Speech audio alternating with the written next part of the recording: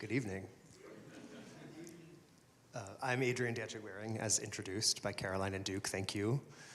Durante, we're here for you. Yes, thank you all for being here. I am extremely excited and honored, and I kind of almost broke down a little bit backstage with my dancers because this truly is such a big monumental moment for me, and it's beautiful to see so many different works and dancers come together that have been so important to my development. There are a lot of overlapping threads this evening, I think, of your life in ballet, and we'll touch upon so many of those over the next hour. I feel one of the reasons I love talking with you is that you reaffirm for me this foundational commitment to the expressive capability of classical ballet. And I trust that tonight, in seeing these excerpts of your works dating back to the fall of 2021, that we'll get a clear sense of how you're exploring that through your choreographic language. We also find you at this incredible moment in your career where you are booked solid with commissions. Bravo, Mazel Tov. Well deserved. Thank you. And I feel that you are a very important choreographer working in ballet today, and the ballet world at large has taken note. And so I so value the way in which you're being supported and sustained in your evolution. This is a tough, opening question, but I wonder if you have any thoughts about how these works might help illuminate for us your evolution as a choreographer over this, let's say, 2.5-year period of time. And then we'll lead right into the first works in that chronology. Well, I think that I've always stayed true to my love for classical ballet vocabulary and my firm belief that you can be extremely expressive and alive and feel the full range of emotions through classical ballet. And so I hope that tonight you see where I've chosen to explore but still stay true to that vocabulary and that belief that I have. And a lot of my work truly comes from my teaching. I'm a full-time faculty member at the Miami City Ballet School in addition to being a choreographer. And so when I'm choreographing, I truly feel like I'm teaching, and when I'm teaching, I feel like I'm choreographing, and so it all just kind of comes together. Ballet is my entire life, and so yeah, I'm excited for everybody to see what we prepared for tonight. Our first excerpt will feature dancer Rommie Tomasini from New York City Ballet, and it is a part of her solo from Strings of Play, which was made at the New York Choreographic Institute, which Adrian invited me to come and choreograph in the fall of 2021. So let's see Rommie.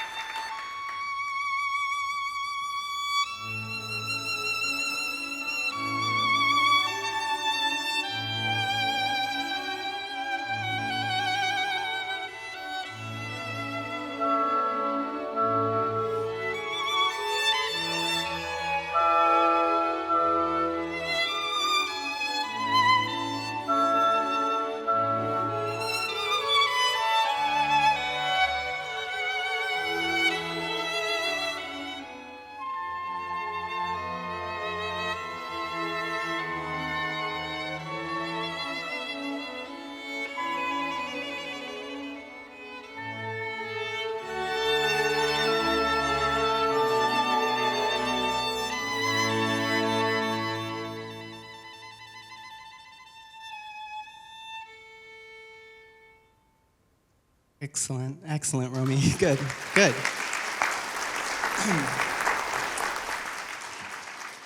So whenever we worked on this piece, I remember we talked a lot about the use of the back whenever we are dancing. And I think, sometimes that isn't talked about so much in classical ballet, and letting your torso truly be expressive and move a lot. So let's play around with that just a bit. When you do that first développé coming out from the wing, really make your presence known whenever you step up on the stage. Good. That's right. Yeah, really enjoy that moment. Good. Better, better. better. That's good. And then whenever you do this PK little swivel thing around here, I think, again, really feel that back coming around. Better. Good. Can you be a little softer about bringing this side arm down? That's it. Beautiful. Good. And then in this last port de bras over here in the corner, I want you to feel that same feeling of when you first entered the stage. That's right, that's right. Feel your back and lots of resistance in those arms like you're moving through water. That's it. Down and alive. That's right. Good, Rommie. Good. Good. Beautiful. Now we're going to take a look at another part of the ballet. It's the closing of the ballet, which Rommie finishes as well. So, thank you.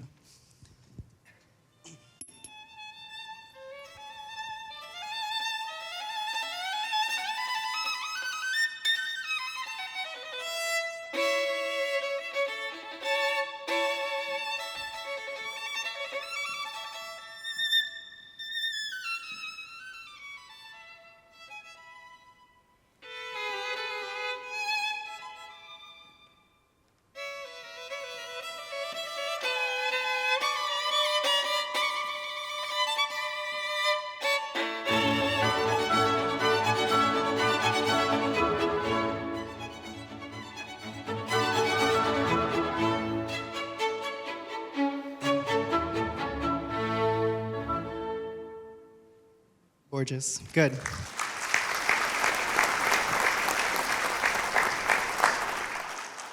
So a little bit about Rommie is that I've known you since you were how old? 14 years old. She came to the Miami City Ballet School for the Choreographic Intensive, I believe, in 2017, which was the first year I did it.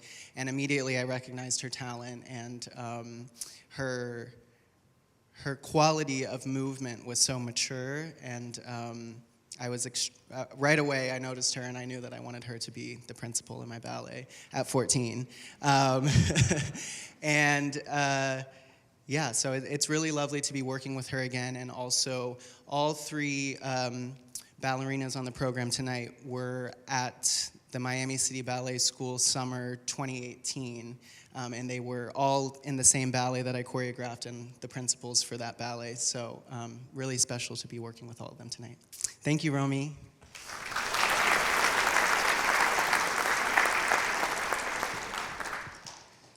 I'm inspired to give a little more context about this work that you created with the New York Choreographic Institute, because it was the first in-studio session that we were able to facilitate coming out of the pandemic in the fall of 2021. And you chose this Mozart score, which is so exuberant and so full of life, and also has such complex emotional resonance. And you titled the piece Strings of Play, and it was a dance for a cast of 8. And it felt like a resurgence of community in that state of play. And I'm reminded, seeing Rommie now, dancers were all doing ballet bars in their kitchens or in their parents' basements or in the driveway for a year and a half. And the foundation of classical technique, I think at that point, was still a little shaky. And it's fascinating to see you coaching Rommie now about these more emotive qualities, right? The expressiveness of her back and the way you can color outside the lines of classical technique. And I'm thinking back to what you said just in our introduction, that you are primarily a full-time teacher, or have been, right? Although your choreographic career is on the ascendant. And it instills in me a sense that ballet is a language system, right? And that with that language and fluency, right, this is a mother tongue for you. You can communicate anything you so wish. And so I wonder if, looking at this work again, revisiting again, if you can share with us what it was you wanted to say at that moment, or how the resonance of that may have changed. Well, like you said, we were all behind computer screens doing ballet and choreographing, and so this was one of the first times I was actually back in studio, and so I really wanted to show that sense of community between the dancers. I wanted to show them that they were so full of life and excited to get back on stage, that you could really feel that energy, feel that life.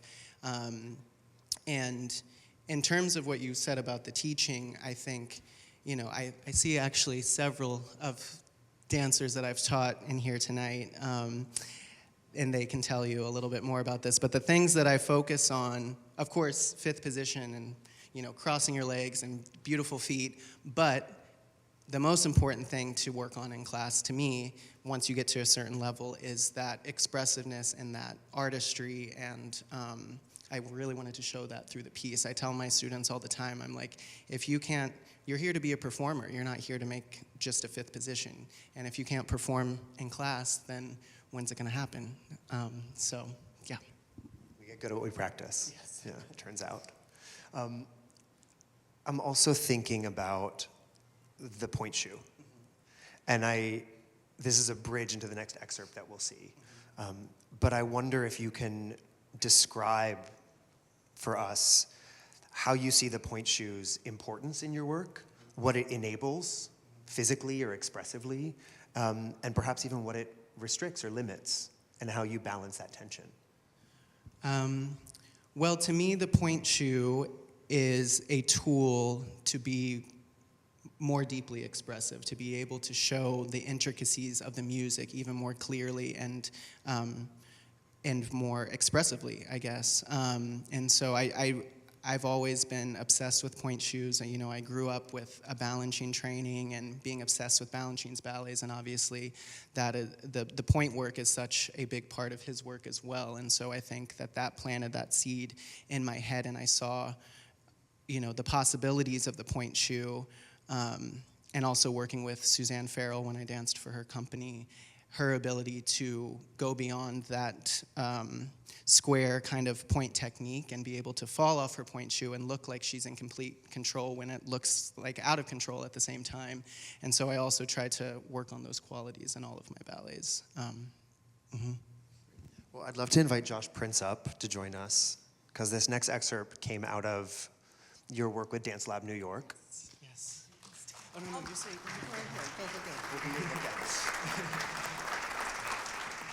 And Hi. and this particular lab cycle was called More to the Point, That's right.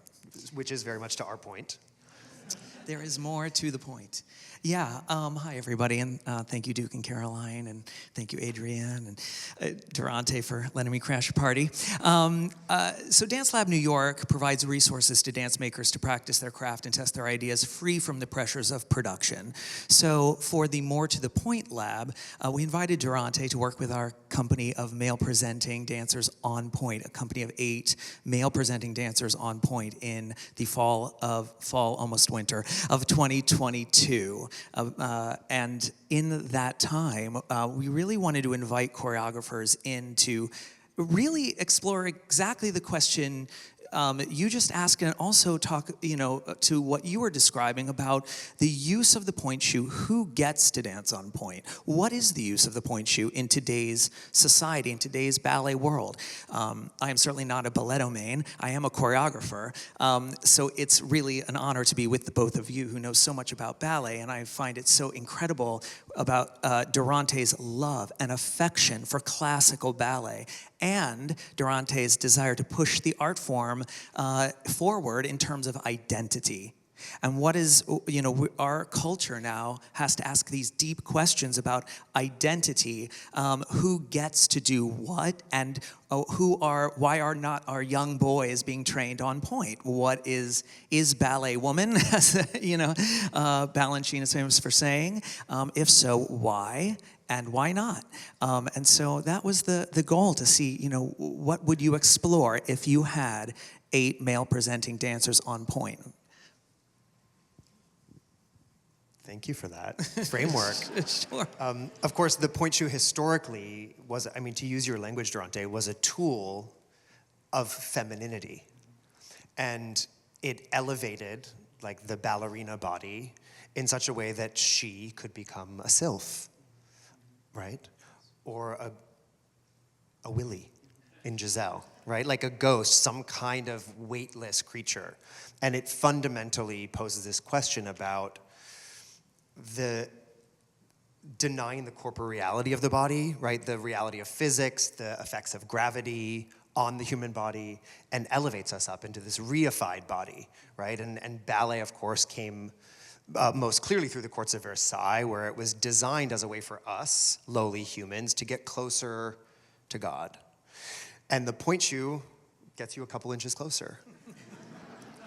And so I think now we're asking this question about like how do we return to the point shoe as a tool, right? Like human, the tool maker. And what does that offer us? What potential does that hold? Right, and what role does gender need to play in that? Who can get closer to God, right, on their feet, and who wants to? And it raises some really great questions that don't have clear answers. I mean, there's a lot of discussion about this topic in the world of feminism. There's a lot of discussion about this topic in the world of those who don't identify as binary, in the world of dance. So this really was about opening up this question. And I'll finish by saying that what I found most fascinating about the 3 choreographers that came through our lab cycle was that gender, and you tell me if this is true, but gender ended up being fairly neutral at the end of it. At the end of all of that, the kind of concept of working with a male presenting dancer on point ended up being actually secondary to the work.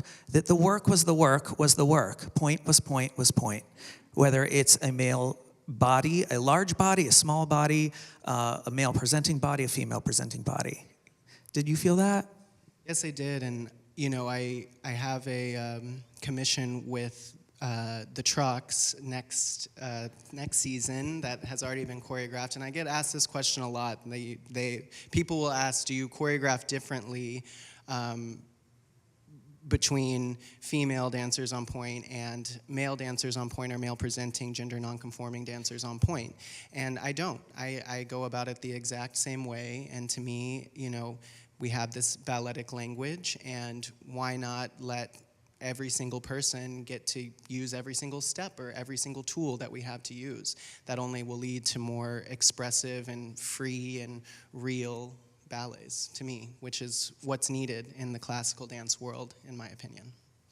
I think that connects directly to what you were saying earlier, too, about cracking open the authentic artistic expression of an individual dancer, starting in the classroom, and watching that blossom, right? Cultivating that as a gardener would, say, in your choreographic practice.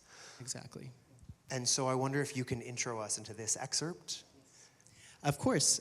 So this was a work that I choreographed to Stravinsky's music. It's from his Pulcinella suite. We have Duane and Maxfield that will be coming to the stage. And it is a pas de deux on point for both of them. So let's see.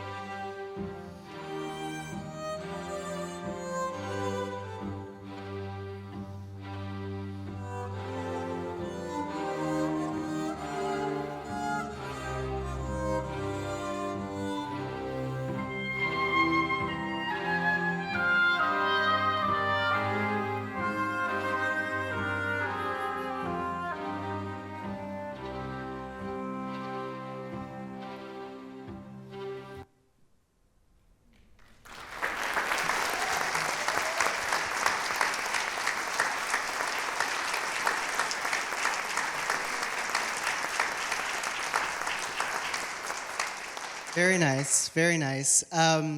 So kind of talking a little bit about that, the treating the point shoe the same no matter who's in it. Let's work a little bit on these runs in the point shoes a little bit. So I think all the times we run around, you know, I tell all my students this and anybody that I'm working with, we always want those heels to be in front of the body and the feet to stay in front of the body and really high up on those demi points whenever we're running. I almost want to say on 3/4 point, so then it ends up where it needs to be. So let's practice maybe, there's a moment where Duane goes in front of Maxfield here with that push. Let me see those first. Good,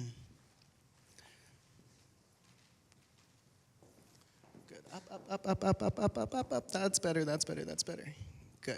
Good, and here with this battement to toe, I think we can really extend that leg out before we step on it. Don't bring it back towards you, go away. That's it, yes, good, length. What else? They did several very difficult things that they made look very easy. Maybe let's take a look at that last turn one more time. And Duane, just be really aware of your 5th position back there. I know, you know, you're partnering Maxfield on point, but let's take a look and see. Good, better. That's okay. And Maxfield, still just a little bit more what we talked about in rehearsal earlier, that foot right above the ankle bone. We see that beautiful foot come up from the floor. That's better. Good. Head. Up and out. Gorgeous. Good. Thank you, too. That was beautiful. Good.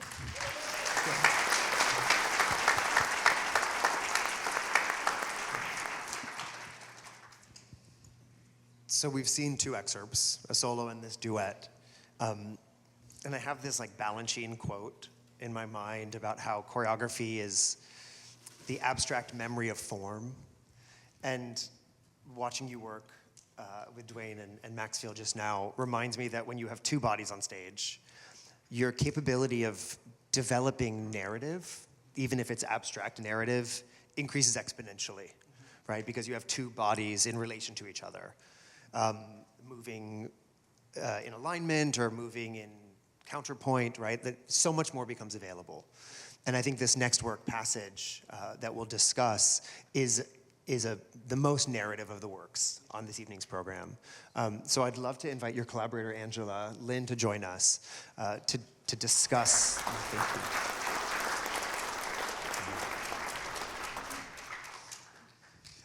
I'm very curious about the origins of this project and how you two fell into conversation that created this collaboration. Well, first of all, hello everybody. I'd like to first of all say a huge thanks to Durante for including me this evening. It's an enormous pleasure and honor to be here with you all, and thank you, Adrian, also. Passage in the Wake of the World. Slide, please. So, I am a painter. Passage in the Wake of the World evolved while I was preparing for an exhibition held in New York last summer. It is a reflection on the uncertainties of our times. The word wake in the title carries several references to transformation and change. Wake as in wake up, wake as in the ceremony after somebody has died, and wake as the swirl of water behind a moving boat. The story is about a physical and metaphoric journey set between reality and dream. A wooden crate packed with 20 made-to-measure paintings leaves my studio in southern Switzerland and on its way to America transforms into a sailing vessel carrying 2 passengers, 2 dancers. In the aftermath of a violent storm, the passengers find themselves stranded on the rocks in a state of amnesia. Driven by hunger and in search of survival, they leave the vessel and come upon a mirage of cedar trees and a heavy bronze doll, awakening memories of an identity and a world that they have seemingly lost. I'm drawn to ancient ritual practice whereby artwork and dance came together to fulfill a specific purpose with a specific meaning. Since 2014, I've been working with British composer and musician Jessie Bannister, exploring the relationship between painting, music, and performance. So when Susan Cronick, a collector of mine who is deeply engaged with the Miami City Ballet, first introduced me to the work of Durante, I knew immediately that it would be a perfect and also surprising match for this project, and that we would find each other, most of all, through a shared passion for beauty, for precision, and for detail. So if you're wondering why cedars, this is the view from my studio window in Lugano, Switzerland, on the Italian border.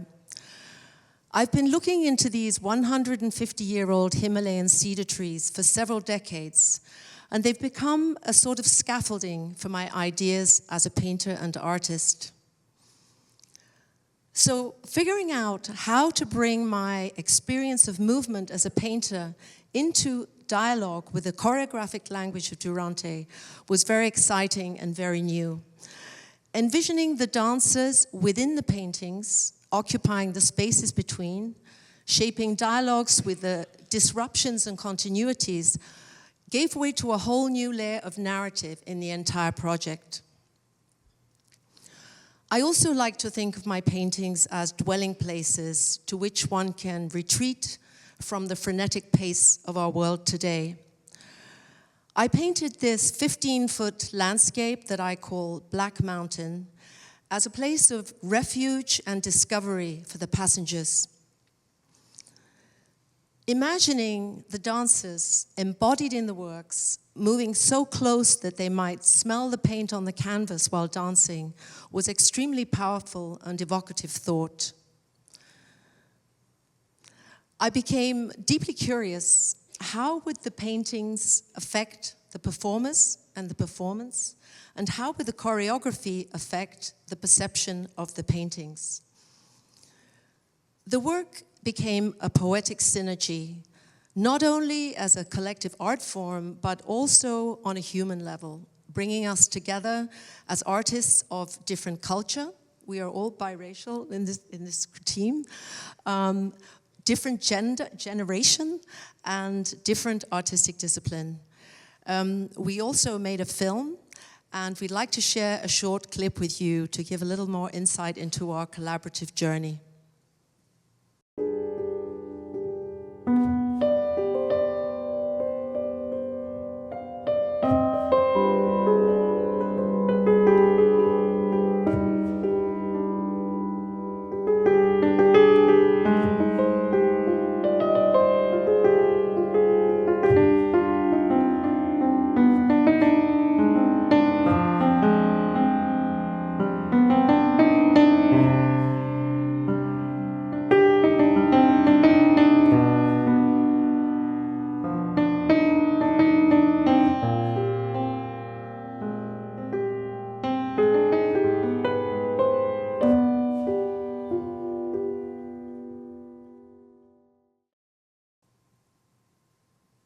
Thank you, Angela, so much for sharing a little bit about our process.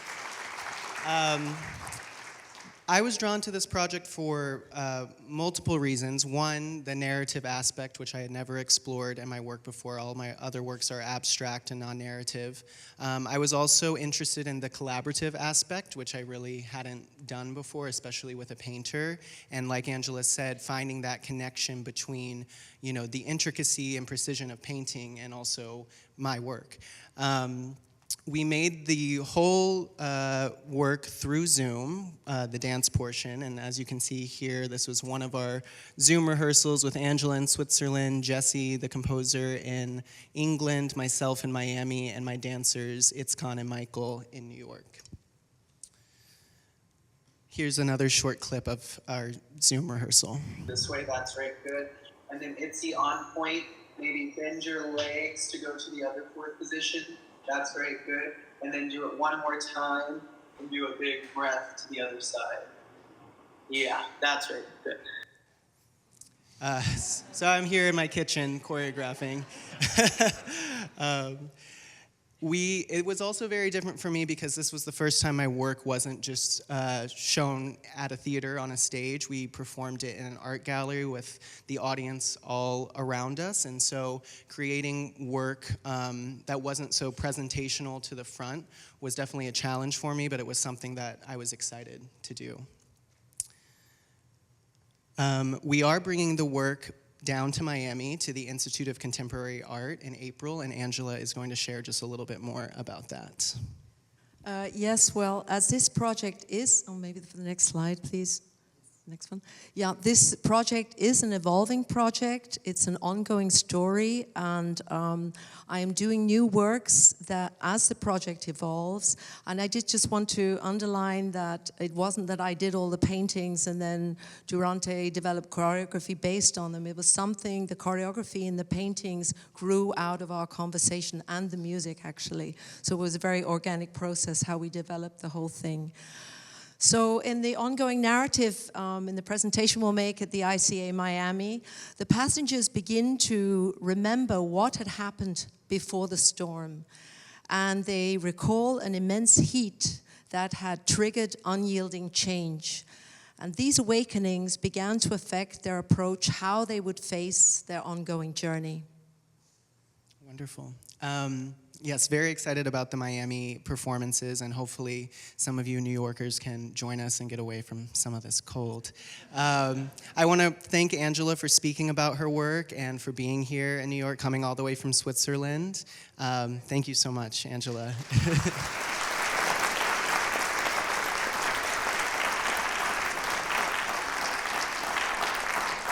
And now we're going to go into the excerpt from Passage in the Wake of the World with dancers Michael Holden and Itzkan Barbosa.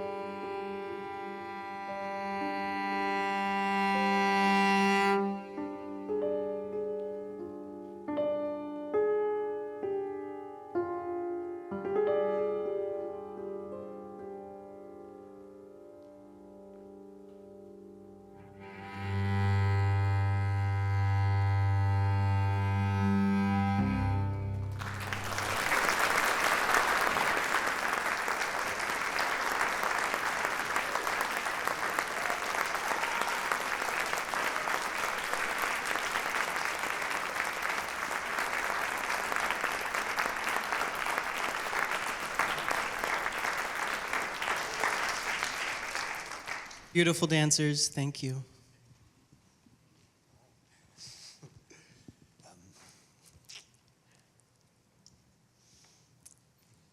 Angela spoke to this in the presentation, how the subject matter dealt with memory and loss and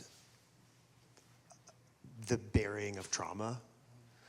And I'm thinking about how in this dance that we've just seen, the movement felt like a mechanism for remembering. And I think a lot about how dance, ballet specifically in our lives, is passed from one body to another, right? Of course, we have technology, we have Zoom, thank God. And I'm thinking about this clip of you on Zoom getting up in your kitchen and demonstrating fourth to fourth, and how fully embodied it became here with hair and everything. And I wonder how it is for you to return to the studio, right, over these last few years. And if you feel you've clearly become competent at communicating ideas in language and building vocabulary to ask for what you want, but I also know you are a beautiful dancer. And when you get up in a studio and show the thing you want, the dancers can emulate it. And so I wonder if you have any ideas around how you bridge that space when it's not available to you, and what might crack open in you or evolve in you when you are sharing space with other dancing bodies. Well, it's definitely very difficult to choreograph in the way that I do over Zoom, because just for space reasons, I love to move very big and use my arms and use the space, and so when I don't have that, it is very difficult. And so I think over the past few years coming back into the studio, I just had this hunger and energy to be even what we were talking about earlier, that expressiveness of the movement, and to be able to communicate that. And so it makes a world of a difference to be in person with people. Both Itzkan and Michael have known me for years. Like I said, Itzy was one of my students and has become a very close friend. And Michael was actually my roommate at Miami City Ballet School back when we were 16. So, you know, we understand each other in a certain way that made this process a lot easier, because, you know, when I would show a step, they knew how I wanted it to be done. So, yeah, I think it is very important to me, though, to communicate from body to body and to really show what I want, to be hands-on with you know, fixing the dancers, or, you know, making them feel what they should be feeling through the movement. And then it's up to them, once I give them that information, to feel how they feel when they're doing the movement. And that kind of collaboration into the studio is my favorite part. And I'm aware that you and Angela and Jesse co-created this narrative, right? The arc of this story, this shipwreck and the amnesia in which they arrive upon these shores. I wonder, we're still seeing tendus and arabesques, right? And so I wonder for you, what changes when you're using those building blocks, right? Those words, that syntax, that grammar, how you shift your focus choreographically.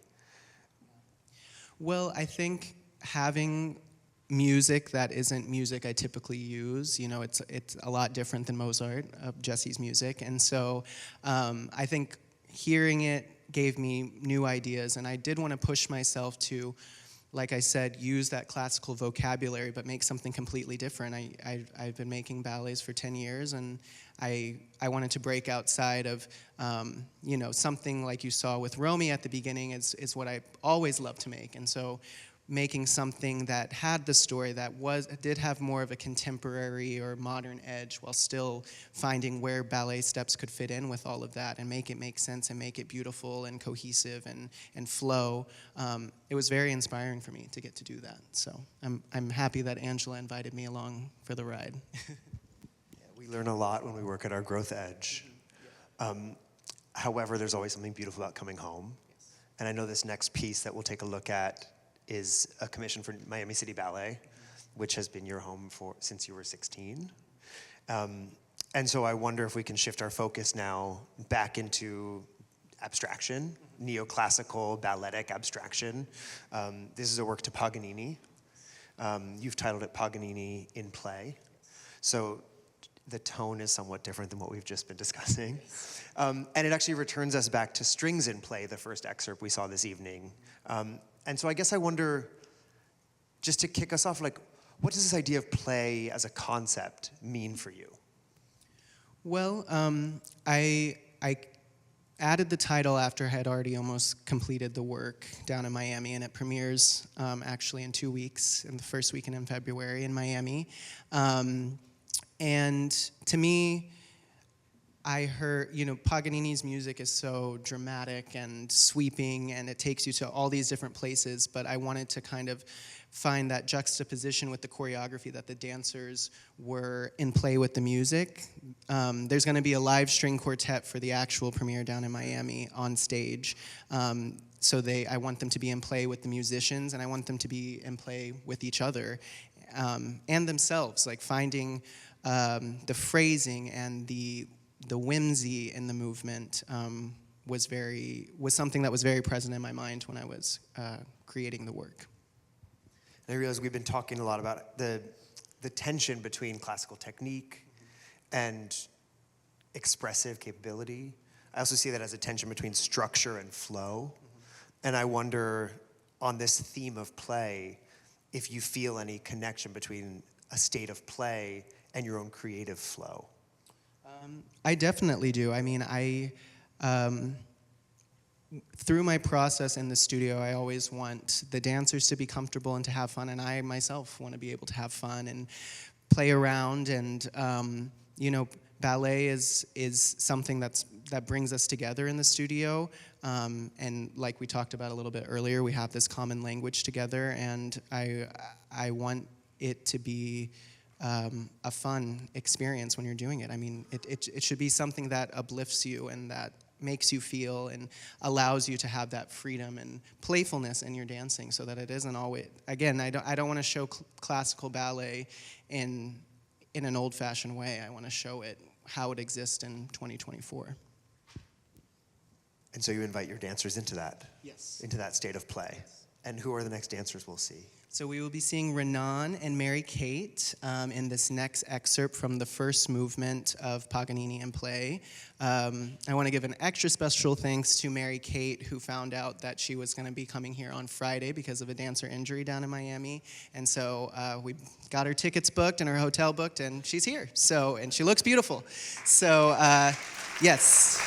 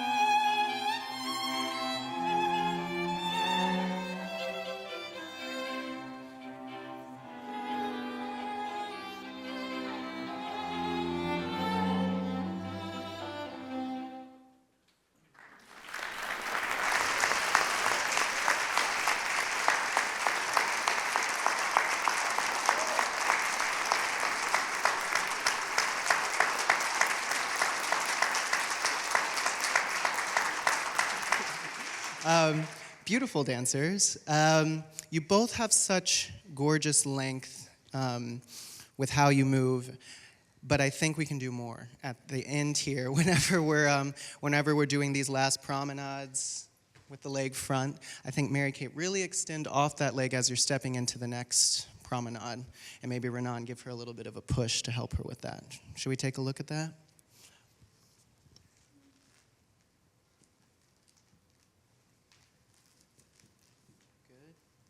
That's right. Pull off and away. That's right. Reach that arm. Good. That's right. Good. Right. It should look risky. It should look risky. Good. Good. Nice. Nice. Nice. Okay. Let's see our final excerpt of the evening, which comes later in the movement. Another little note about the ballet, in addition to the two principal dancers that are in the movement, we have a core of 4 men that add to the architecture of the dance. So just envision 4 tall guys in the back doing different movements, okay? Good, let's see. Yes, get some rosin, good.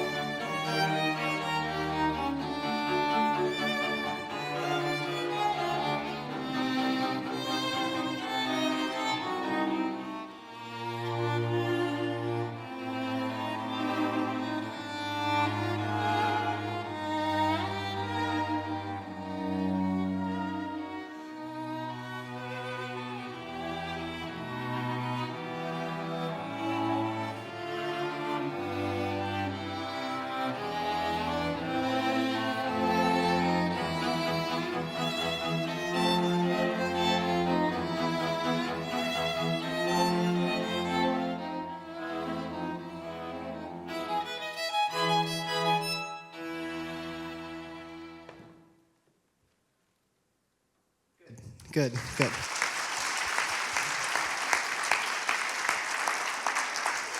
Beautiful dancers. Thank you, good. Take a little bow, and then we'll bring everybody back.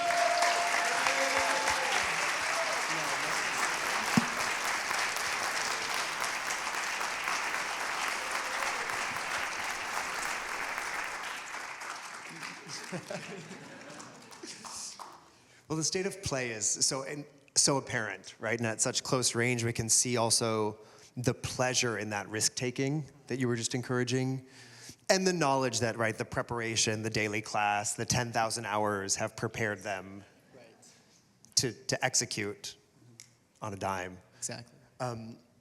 We've spoken a fair amount about Miami City Ballet and your journey within that institution, but we haven't talked about Lourdes Lopez at all, and I wanted to ask you, who is Lourdes in your life?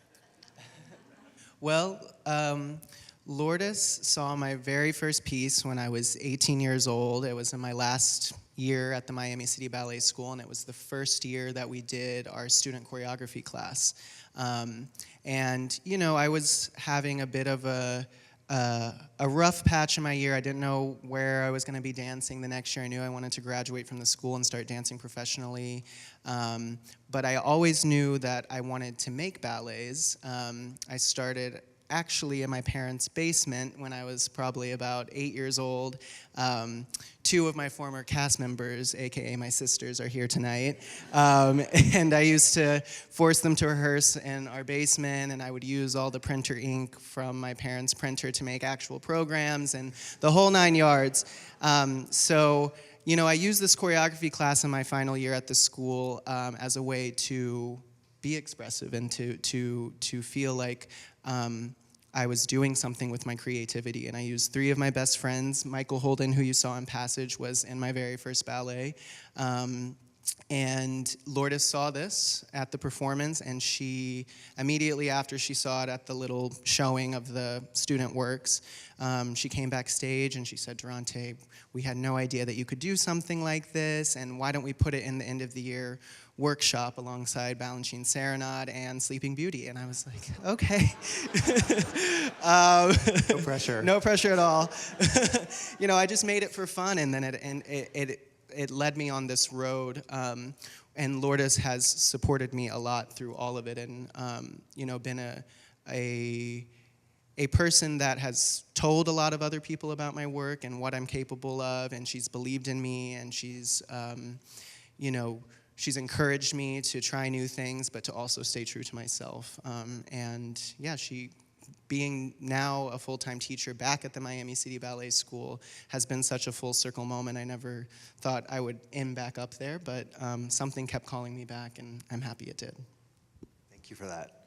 It seems like there's something so holistic about your choreographic practice, right? That you're able to approach ballet from so many different points of entry, and you see all the different facets of what this art form, what this language system has been, currently is, and can be. And so I commend you for pushing it forward in the ways that you are. I'm just so grateful to see that you're getting so much support and visibility, because as I said at the beginning, I really believe you're one of the voices advancing ballet in this moment in time, and I feel like we're in good hands knowing that you're working. But thank you. Thank you so much.